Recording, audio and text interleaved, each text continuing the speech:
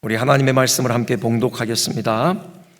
마태복음 5장 9절입니다.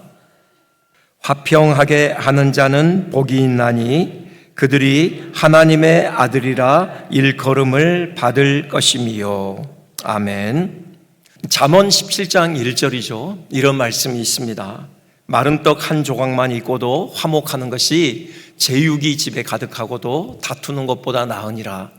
지금 두 가지를 대조하고 있습니다. 경제적인 대조인데요, 일단 그 집에 마른 떡 한 조각만 있답니다. 그리고 이 집은요, 제육이 가득하고요, 온갖 종류의 고기가 질비하게 널려 있다는 거죠. 아주 직물적입니다. 확 오죠. 경제적으로 어떤 대조를 이루고 있는지요. 이 두 가지 조건만 가지고 우리가 따진다면 당연히 제육이 가득한 집에서 살고 싶어 하겠죠. 그런데 한 가지 조건이 더 붙어요. 마른 떡 한 조각만 있는 집에는요, 화목이 있답니다. 평안이 깃들었어요. 제육이 가득한 집에는요, 그 평화가 없고 대신 다툼이 그치지 않는다는 거죠. 그러면 선택지는 달라지죠. 여러분, 둘 중에 어떤 집을 선택하시겠습니까?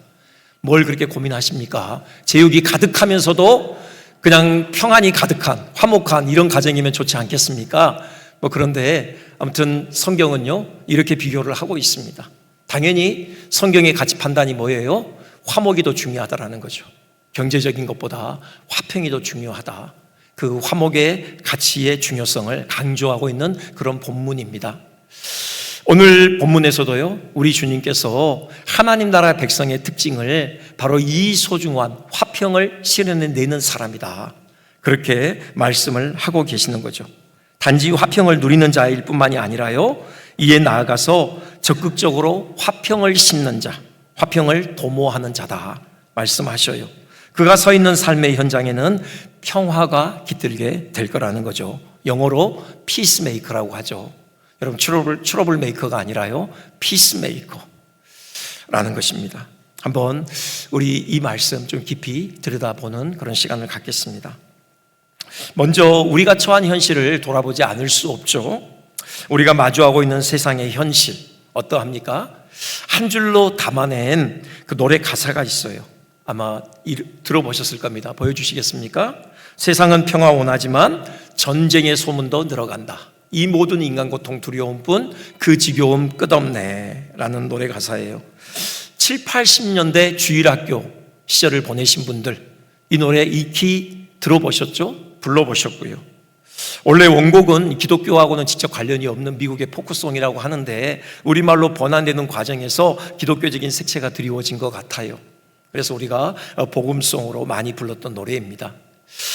원하는 평화는 요원하고요, 곳곳에 그냥 전쟁의 소문이 무성한 그런 세상에 우리가 살고 있다는 건데요, 사실 20세기를 대표하는 문명사학자이자 철학자인 윌 두련트, 그 역사의 교훈이라는 책을 썼는데 거기에 나오는 내용입니다.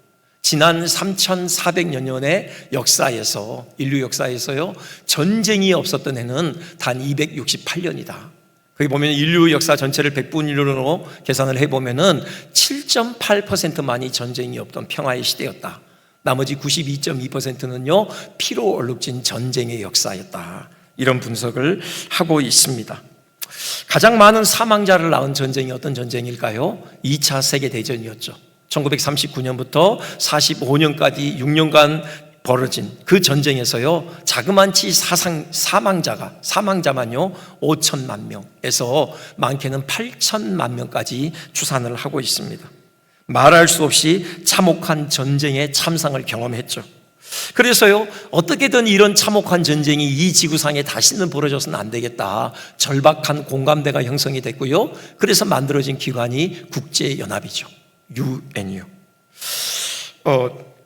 UN이 내건 주된 캐치프레이즈 세계 평화와 안전이었어요. 그 UN 헌장 제1조 1항을 보면요, 국제 평화와 안전을 유지하고 이렇게 시작합니다. 그런데 어떻죠? 그 이후에도 여전히 세계 도처에서 전쟁의 소식은 끊이지 않고 있는 현실이죠. 그래프 하나가 있는데요, 그 SBS 인터넷 뉴스판에 뉴스의 한 꼭지에 나온 자료 화면입니다. 이 빨간 선이 뭐냐? 이게 이제 전쟁으로 인하여서 사망한 사람들의 숫자예요. 여기 보면요, 6.25 한국 전쟁도 있었고요, 베트남 전쟁도 있었죠. 나라끼리 벌어진 전면전이었기 때문에 많은 사망자를 냈습니다. 그 외에 사망자가 줄긴 했어요. 하지만 전쟁의 사망자는 여전하다라는 거죠. 전면전보다는 국지전이 많이 펼쳐진 것이죠. 보면요, 검은 점선이 있어요. 그건 상향 곡선을 그리고 있죠. 그게 바로 전쟁의 빈도수입니다. 세계 2차 대전 이후에, 유엔이 창설된 이후에도 여전히 지구 곳곳에서 전쟁은 일어나고 있다는 것입니다. 오히려 그 빈도는 더 많아지고 있다는 것이에요. 이런 현실 우리가 살고 있죠. 생각해 보면요, 하나님께서 원래 지으신 세상은 이런 세상이 아니었어요. 하나님께서 세상을 지어놓고 이렇게 평가하시죠. 하나님이 보시기에 심히 좋았더라 라는 거예요. 여기에는요, 당연히 화평이 전제되어 있어요. 사람과 사람 사이에 화평이 있습니다. 이 화평의 관계가 얼마나 친밀했는지 아담의 하와를 향한 고백에 오롯이 담겨 있어요. 잘 알고 계시죠? 이는 내 뼈 중에 뼈요 살 중에 살이라 라고 해요. 인류 역사에서 최초이고 또 최고의 사랑 고백이 아닌가 싶어요. 내 안에 네가 있다라는 거죠. 네 안에 내가 있다라는 것입니다. 너와 나는 하나다, 그런 고백인데요, 결코 빈말이 아니었습니다. 진정이 담긴 고백이었어요. 뭘로 알 수 있느냐? 하와가 가는 그 죽음의 길을 아담이 따라가요. 아담은 분명하게 하나님께로부터 들었어요. 이 선악을 알게 하는 나무 열매 먹으면 반드시 죽는다. 죽음을 경험해 보진 않았지만 그 실체가 뭔지 정확히는 모르지만 직감적으로 알죠. 이것이 얼마나 심각한 것인지요. 하와가 그 길을 가고 있는 것입니다. 하와가 아담에게 나무 열매를 건네죠. 아담의 선택이 뭐예요? 그걸 받아먹잖아요. 왜요? 하와 혼자 그 길을 가게 할 수 없다. 그 길이 죽음의 길일진데, 죽음의 길일지라도 내가 따라가야 되겠다라는 그런 결단을 하고 먹었다. 무슨 심파 같지만요, 제가 신뢰하는 신학자가 그렇게 해석을 합니다. 그러니까요, 신약 성경에서 남편들에게 하시는 말씀, 아내 사랑하기를 자신에게 하듯 하라, 이 말씀이요, 이미 아담에게서는 오롯이 실천되고 있었던 것이에요. 하나님께서 처음 지으신 세계, 사람과 사람 간의 화평만 있었던 것이 아니라요, 본질적인 화평의 관계가 있었죠. 하나님과 사람 사이의 화평이에요. 그 관계를 함축적으로 보여주는 대목이 창세기 6장 3절이에요. 거기 보면요, 나의 영이 영원히 사람과 함께하지 아니하리니, 이런 말씀을 하시는데, 사람이 타락했어요. 온갖 육체의 욕망대로 살기 시작합니다. 육신이 되고 말았다, 이런 평가를 하셔요. 거기에 대한 하나님의 조치가 이것이에요. 나의 영이 더 이상 사람과 함께 있지 않겠다. 무슨 말씀입니까? 지금까지는 하나님의 영이 사람과 함께 계셨다라는 것이죠. 아담이 타락하기 전에 아담 안에 하나님께서 친히 영으로 내주에 계셨다라는 것입니다. 한순간도 떨어지지 않고 하나님과 사람 사이에 친밀한 사랑의 교통이 이어지고 있었다. 지금 그걸 분명하게 보여주는 구절이죠. 여러분, 그렇게 하나님께서 보시기에 지극히 좋은 세상이었던 것이죠. 한순간에 이 세상이 깨뜨려지고 말아요. 이 평화가 거두어지고 맙니다. 뭐 때문에요? 죄 때문이죠. 여러분, 죄는요, 반드시 분열을 낳아요. 죄가 들어가면요, 그곳에는 분열이 일어납니다. 아담의 죄로 말미암아 하나님과 사람 사이가 원수 관계가 되었죠. 골로새서 1장 21절 선언하잖아요. 전에 악한 행실로 멀리 떠나 마음으로 원수가 되었던 너희를. 하나님과 우리 사이가 원수지간이 되고 말았던 것이죠. 그뿐입니까? 사람들 간에도 적대의 관계가 형성이 돼요. 아담이요, 범죄한 후에 하와를 향한 태도가 바뀌어요. 잘 아시죠? 하나님께서 추궁하시잖아요. 너 선악을 알게 하는 나무 열매 먹었냐? 아담의 답변이 뭐예요? 이 여자가 주므로 내가 먹었습니다. 그렇게 답을 해요. 창세기 3장 12절이죠. 아내라고도 부르지 않아요. 그 여자라고 해요. 하나님께서 나와 함께 있게 하신 그 여자가 주므로 먹었습니다. 모든 책임을 하와에게 덮어 씌우는 것이죠. 이후에 이 부부 사이가 어땠을까? 이들이 오래 살았거든요. 이들이 평생을 해로했더라, 그렇게 말하기가 좀 어려워 보여요. 이런 일이 있었는데, 이 타락 이후에요, 하나님께서 인간의 삶을 고달프게 하셨어요. 노동의 수고를 하게 하셔요. 가시와 엉겅퀴가 나고요, 그들과의 끊임없는 싸움을 통해서 수고 열매를 먹게 하시거든요. 아담이 그러니 수고롭게 일했을 거 아닙니까? 때로는 지쳤겠죠. 그럴 때 자기도 모르게 푸념이 나와요. 하와를 향한 푸념이죠. 당신이 그때 사담의 꼬임에 빠지지만 않았어도 이 고생은 안 할 텐데. 그러면 하와가 가만히 있겠습니까? 이렇게 응수하겠죠. 아니, 그게 다 내 탓이란 말이요? 당신은 사단이 꼬드길 때 왜 가만히 있었는데? 그리고 어쨌든 당신도 결국은 받아 먹었잖아. 그리고 하나님 앞에서 뭐라고 했지? 나 똑똑히 들었는데 뭐 하나님께서 나와 함께 있게 하신 그 여자가 주므로 내가 먹었나이다? 아니, 어떻게 남자가 그렇게도 비겁할 수가 있지? 아마 이런 다툼들이 이렇게 오고 가지 않았을까? 우리 충분히 상상해 볼 수 있죠. 부부 사이만 이런 갈등과 분열이 생긴 것이 아닙니다. 그 자식대에서요, 벌써 살인이 벌어져요. 가인이 동생 아벨을 쳐 죽이잖아요. 가정 안에서의 불화요, 시간이 지나면서 점점 심화됩니다. 그 이삭의 가정을 보세요. 동생 야곱이 아버지 이삭과 또 형 에서를요 한꺼번에 속여요. 장자권을 탈취해내죠. 에서가 가만히 있지 않아요. 동생 야곱을 죽이겠다고 복수의 칼을 갑니다. 그것 때문에 결국 야곱이 집안을 떠나야 하는 불상사가 생기는 거죠. 그 야곱의 집안도 가관이 아니었어요. 10명이나 되는 아들들이요, 그 다른 아들 요셉 하나를 시기하잖아요. 그 요셉을 죽이겠다고 사리를 불태워요. 결국은 노예로 타국에 팔아 넘깁니다. 다윗의 가정사 역시 만만치 않죠. 그냥 칼바람이 온 집안을 휩쓸잖아요. 이 가정들이요, 하나님을 모르는 이방 가정들이 아니에요. 하나님의 언약 백성들입니다. 하나님과의 언약을 기초로 세워진 가정들이에요. 이런 가정들의 속임수와 시기와 질투와 인신매매, 심지어는 살인까지 난무했던 것이죠. 그러니 하나님을 모르는 이방 사회는 말할 것도 없는 것입니다. 뭐 때문에요? 죄 때문에요. 그리고 또 이 갈등과 분열을 야기시키는 또 하나의 중요한 존재가 있어요. 주요한 존재가요, 바로 사탄이죠. 사탄, 히브리어인데요, 그 문자적인 의미는 원수, 적대자, 그런 의미를 가지고 있어요. 사탄이 하는 일의 핵심을 분명하게 담고 있는 명칭입니다. 사탄이 하는 일이 그거예요. 분열을 시켜요. 원수 삼게 만듭니다. 적대감을 마음에 심어줘요.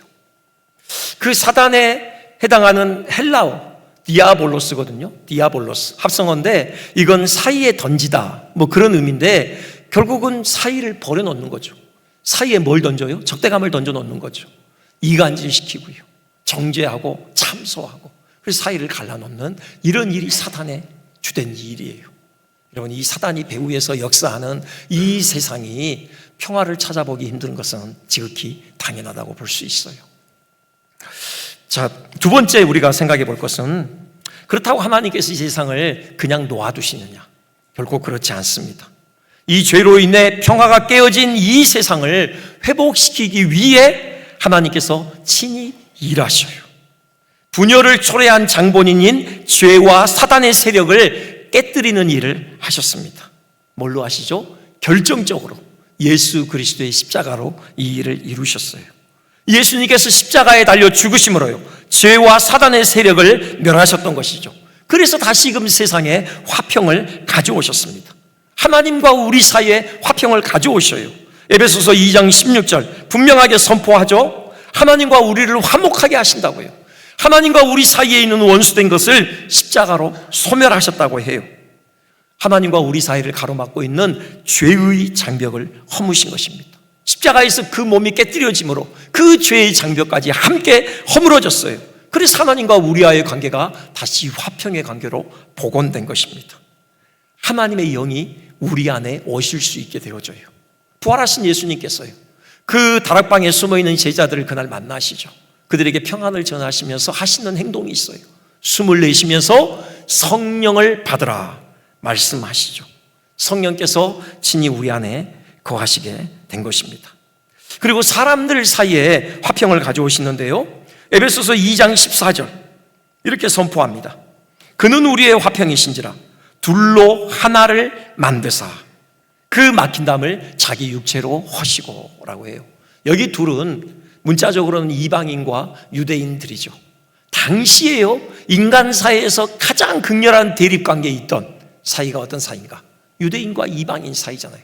유대인들이요, 이방인들을 사람 취급 안 해요. 개 취급합니다. 짐승 취급해요. 지옥의 활활 타는 불구덩이의 불쏘시개로 여기는 것이죠. 그 적대 관계가 해소된 것이에요. 이 이방인과 유대인이 하나가 되게 하셨다. 뭘로요? 십자가라요. 이런 평화를 일구는 이 사역을 하나님께서 아주 능력 있게 감당하셨던 것이죠. 자, 그래서 이제 우리가 이 말씀을 이해할 수 있는 것입니다. 화평하게 하는 자들은 복이 있나니 그들이 하나님의 아들이라 일컬음을 받을 것이며. 당연하죠. 여러분, 아들은요, 아버지를 닮게 돼 있어요. 하나님께서 화평하게 하시는 자예요. 그러니 하나님의 아들들은 당연히 그 하나님을 닮아 화평하게 하는 일을 하게 돼 있다는 거죠. 특별히 이 당시의 시대적인 풍습이요, 아들은 아버지가 하는 일을 그대로 물려받아 합니다. 여러분, 예수님이 공생애 하시기 전에 뭐 하셨죠? 목수일을 하셨잖아요. 그 일이 어디서부터 온 건데요? 그 육신의 아버지 요셉이 하던 일이에요. 그대로 물려받아서 하셨던 거죠. 예수님의 제자들 중에요, 특별히 갈릴리 출신 어부들이 많았죠. 세베대의 아들들 야고보와 요한도 어부였습니다. 그 아버지 세베대 직업이 뭐였을까요? 역시 어부예요. 마태복음 4장 21절 보면요, 세베대의 아들들 야고보와 요한을 예수님께서 부르시죠. 그때의 그 전경을 마태복음 4장 21절이 담아내고 있는데요, 보면은 그의 아버지 세베대와 함께 배에서 그물을 집었다고 그래요. 세베대도 어부였어요. 그러니 그 아들들도 당연히 어부였던 것이죠. 제사장들도 마찬가지잖아요. 아버지가 제사장이면요, 당연히 아들도 제사장이에요. 하나님 아버지께서 화평하는 자, 피스메이커니까요, 하나님의 아들이라고 불리는 자들도 당연히 피스메이커인 거죠. 화평하는 자예요. 지금 그 말씀을 하시는 거예요. 너희들이 하나님의 아들들이지, 그렇다면 너희들은 당연히 아버지 하나님을 닮아서 피스메이커로 이 땅에 존재하는 것이다. 우리 주님 말씀하시는 것입니다. 하나님의 아들들로서 세상의 화평을 도모하기 위해서 우리가 할 수 있는, 그리고 우리가 마땅히 해야 되는 가장 주요한 일이 뭘까요? 복음 증거예요. 예수님의 십자가를 전하는 일입니다. 하나님께서 예수님의 십자가로 화평을 일구어내셨잖아요. 오직 화평은요, 십자가로만 가능해요. 십자가 외에 화평을 이룰 수 있는 그 어떤 길도 없어요. 그러니 당연히 우리는 화평을 위해 십자가를 전해야 하는 것이죠. 사도 바울은요, 이 십자가를 전하는 일을 그래서 화목하게 하는 직분이다, 그렇게 불렀어요. 그게 고린도후서 5장 18절이죠. 이 면에서요, 복음 증거는 참으로 영예로운 일입니다. 하나님께서 우리에게 이렇게 부탁하셔요. 얘야, 너 누구누구 알지? 내가 그 사람과 화목하고 싶단다. 네가 그 사람과 나를 좀 화목하게 해줘야겠어. 그에게 가서 내가 그를 무척이나 사랑하고 있다고 전해다오. 그와 화목을 이루기 위해서 내가 모든 준비를 다 마쳤다고, 이렇게 손을 벌리고 그를 기다리고 있다고 좀 전해다오. 하나님께서 이렇게 우리에게 부탁하시는 거예요. 그리고는 그 화목케 하는 복음을 우리에게 맡기신 것이죠. 이 소중한 사명, 어찌 우리가 소홀히 할 수 있겠습니까? 그런데요, 이 복음 증거의 사명을 제대로 감당하기 위해 반드시 우리가 먼저 실천해야 될 게 있어요. 그게요, 용서예요. 먼저 우리가 용서를 실천하고 화평한 관계를 이루어야 해요. 왜냐고요? 마귀가 가장 두려워하는 일이 이 복음 증거의 일입니다. 성도들이 복음 들고 세상에 나가는 것, 이걸 마귀가 가장 싫어하고 두려워해요. 복음 증거를 통해서 영혼들이 쉽게 돌아온다, 그것은 사단의 영역이 그만큼 축소된다는 것을 의미하거든요. 더 큰 의미가 있어요. 사단은 이미 예수님의 십자가로 결정적으로 패배했습니다. 그들은 나를 받아놓고 있어요. 지금요, 마지막 그 최종적인 패배의 순간이 그들에게 올 거예요. 예수 그리스도의 그 십자가의 최종적인 승리가 모두의 눈앞에 드러나는 날이 와요. 사단은 영원히 타는 지옥 불구덩이에 떨어질 그 날이 와요. 그 날이 어떻게 오느냐? 마태복음 24장 14절 보세요. 이 천국 복음이 모든 민족에게 증언되기 위하여 온 세상에 전파되리니 그제야 끝이 오리라. 사탄이 이걸 알아요. 성도들이 복음 들고 세상에 나가는 것을 왜 가장 두려워하느냐? 그렇게 천국 복음이 온 세상에 전파되면 그들이 맞이해야 될 그 최종적인 패배의 날이 온다는 걸 알거든요. 그러니 어떻게든 그 날을 늦추기 위해서 결사항전을 벌이는 겁니다. 어떻게든 성도들로 하여금 이 복음 증거 사명을 감당하지 못하도록 예를 써요. 그 최고의 전략이 뭔지 아세요? 우리끼리 싸우게 만들어요. 우리끼리 치고받게 만듭니다. 그래서 지쳐서요, 복음 들고 세상에 한 발자국도 나갈 힘이 없도록 만드는 것이에요. 그래서 우리는 이 사단의 전략에 말려들지 않기 위해서라도 용서를 실천해야 해요. 형제의 허물을 용서해야 합니다. 화평한 관계를 일구어야 하는 것이에요. 우리 헛되이 에너지 다른 데 소모하지 말아야 하잖아요. 오직 이 복음 증거에 우리의 힘을 합쳐야 하는 것입니다. 또 효과적인 복음 증거를 위해서 우리 용서를 실천해야 해요. 무디 목사님이 이런 말씀을 하셨다고 해요. 보여주시겠습니까? 세상 사람의 100명 중에 1명이 성경을 읽고 99명이 그리스도인을 읽는다. 무슨 말씀입니까? 세상은요, 우리가 전하는 메시지보다도 그 메시지를 전하는 메신저인 우리를 먼저 봐요. 특히 복음은 더 그렇죠. 여러분, 우리가 전하는 말보다도 우리의 언행에 더 관심을 가져요. 삶이 뒷받침되지 않는 말로만 외치는 복음에요, 사람들은 그리 마음을 열지 않아요. 귀를 열지 않습니다. 모든 원수된 것을 소멸시키는 십자가의 복음을 선포하면서 동시에 우리는 우리 삶을 통해 그 십자가의 능력을 보여주어야 하는 것이에요. 내가 먼저 용서를 통해 이웃과 화평한 관계를 회복해야 하는 것이죠. 용서를 실천해 본 사람은 알겠지만요, 결코 용서 쉽지 않습니다. 왜냐하면요, 용서는 나를 죽이는 일이기 때문에 그래요. 상대방이 내게 입힌 그 손해를요, 내가 오롯이 감수하는 것, 이게 용서예요. 상대방이 내게 입힌 상처, 아픔, 억울함, 고통을 내가 다 오롯이 끌어안는 것, 이게 용서예요. 용서에는요, 반드시 이 희생의 과정이 포함되는 것입니다. 그것 없이 그냥 용서가 안 돼요. 하나님께서 우리에게 하신 용서가 바로 그거예요. 그냥 말로만 용서하신 게 아니잖아요. 그분이 십자가 끌어안고 그 십자가에 달려 살을 찢고 피 흘리는 고통을 감수하셨어요. 우리가 하나님께 끼친 손해가 얼마나 큰 거예요. 그 막대한 손해, 우리가 하나님께 입힌 그 어마어마한 모욕을 그분이 대신 감수하신 거라고요. 우리가 지은 죄값을 그분이 대신 감당하셨어요. 그분이 십자가에서 처절하게 죽으신 이유가 우리를 용서하기 위해서잖아요.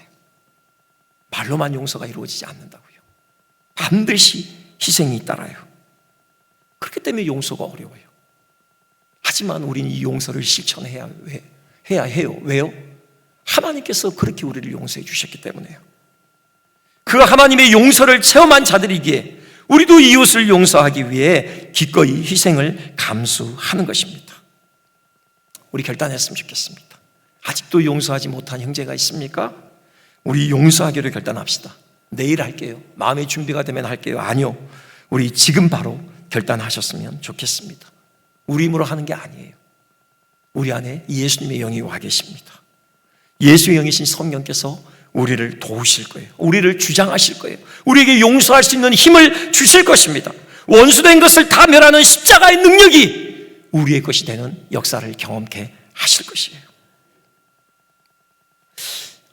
이것 좀 생각해 봤으면 좋겠는데요, 형제 중에 가시와 같은 사람들이 있죠.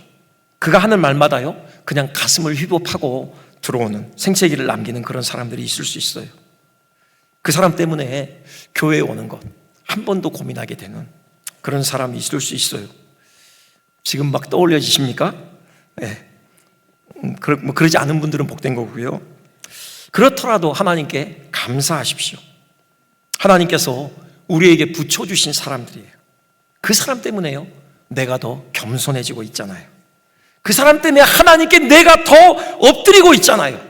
나를 단련하시고 성숙시키기 위한 훈련의 도구로 내게 붙여주신 것이죠.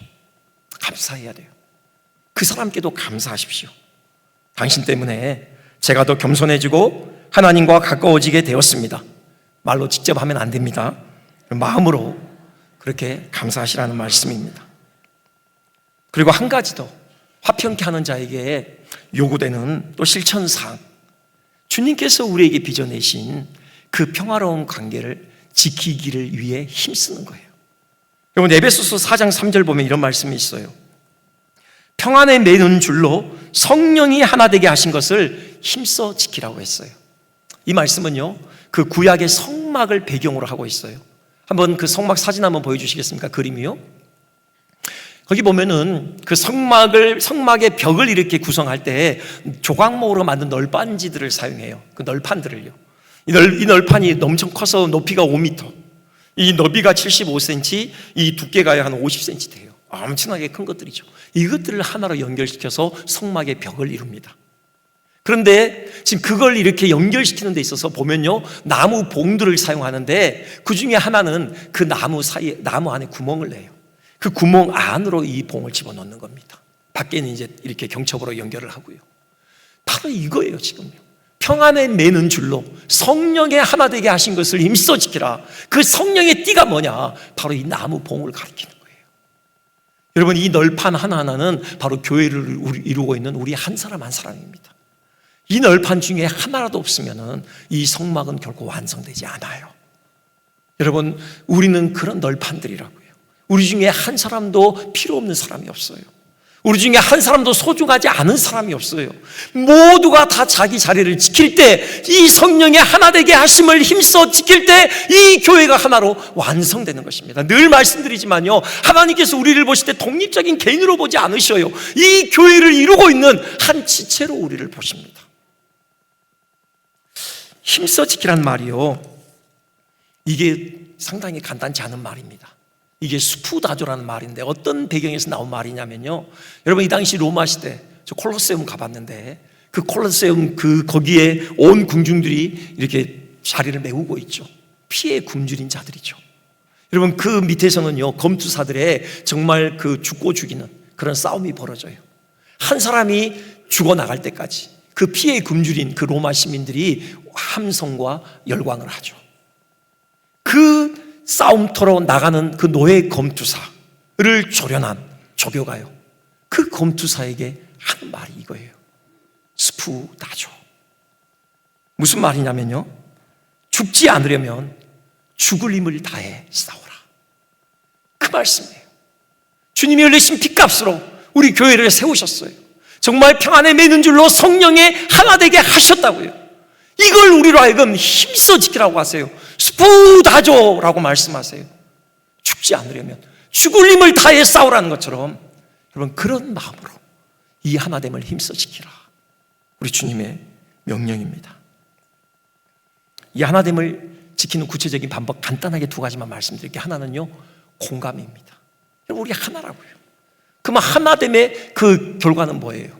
형제의 아픔을 나의 아픔으로 여기는 거죠. 형제의 기쁨을 나의 기쁨으로 여기는 거예요. 그게 바로 로마서 12장 15절이에요. 즐거워하는 자들과 함께 즐거워하고 우는 자들과 함께 울라는 것이죠. 여러분, 탈무드에 나오는 이야기인데요, 그 머리가 두 개예요. 태어났는데. 그리고 몸은 하나예요. 그 아이가 이제 생후 1개월이 돼서 회당에 이제 축복을 받으러 나와요. 이 아이에게 한 번 축복을 해야 될지 두 번 축복을 해야 될지 헷갈리는 거예요. 그래서 그렇게 답을 해요, 탈무드에서. 그거 간단하다. 그 한쪽 머리에 뜨거운 물을 부어라. 그러면 다른 쪽 머리가 이렇게 비명을 지르면 한 사람이다. 그렇지 않으면 두 사람이다. 우리는 한 사람이라고요. 형제가 아프면 형제의 머리에 뜨거운 물이 부어지면요, 우리도 함께 비명을 지르는 거예요. 함께 아파하는 것입니다. 이런 공감이 있을 때 우리는 이 하나됨을 힘써 지킬 수가 있게 되는 것이죠. 또 하나요, 나보다 남을 낮게 여기는 것입니다. 바로 빌립보서 2장 3절이에요. 아무 일이든지 다툼이나 회용으로 하지 말고 오직 겸손한 마음으로 각각 자기보다 남을 낮게 여기고 그랬어요. 진정으로 나보다 남을 낮게 여긴다면 우리에게서 나오는 게 뭘까요? 칭찬이죠. 축하예요. 축복이에요. 우리 아낌없이 축복하고 격려할 수 있을 거예요. 장지글러 박사요, 언젠가 소개시켜드린 분인데요, 그분이 이런 말을 했어요. 세계 인구의 30억 명이 굶주린 상태에서 잠자리에 든다. 그러나 그보다 많은 40억 인구가 매일 밤 따뜻한 말 한마디를 그리워하며 잠자리에 든다. 여러분, 이 따뜻한 말 한마디는요, 뭐 부유하든 가난하든 상관없어요. 모두에게 필요한 말인 것입니다. 모두가 이 말을 그리워해요. 도무지 칭찬할 거리가 없는데요, 아니요, 자세히 뜯어보면 그래도 한 가지라도 칭찬할 게 있어요. 여러분, 나태주 시인의 그 유명한 풀꽃 시 아시죠? 자세히 보아야 예쁘다, 오래 보아야 사랑스럽다, 너도 그렇다. 풀꽃이라고 했는데 곰곰이 생각해 봤어요. 꽃을 봤는지 풀을 봤는지 뭘 봤을까? 그냥 풀이라고 하더라도요, 오래 보면은 예뻐 보이는 거죠.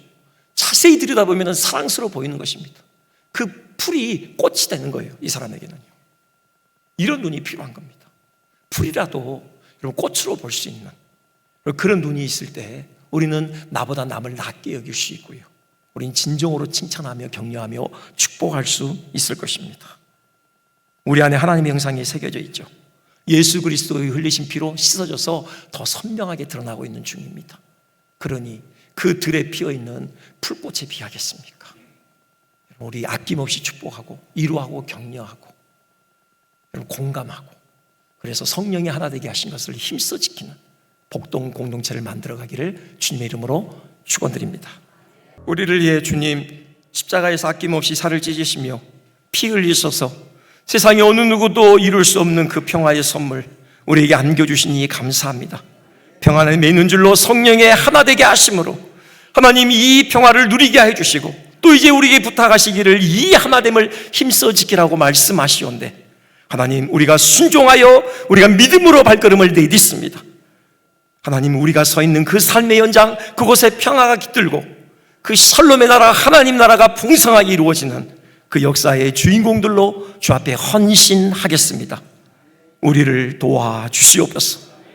이제는 우리 주 예수 그리스도의 은혜와 하나님의 사랑과 성령님의 위로 교통하심이 화평케 하시는 하나님을 아버지로 모신 아들들답게 화평케 하는 자로서의 이 땅에서 호흡을 다하기로 결단하는 주의 거룩한 백성들 머리 위에, 그들의 삶의 현장 위에, 특별히 가정과 직장과 캠퍼스와 주의 몸된 교회 위에 이제로부터 영원토록 함께 계실지어다. 아멘.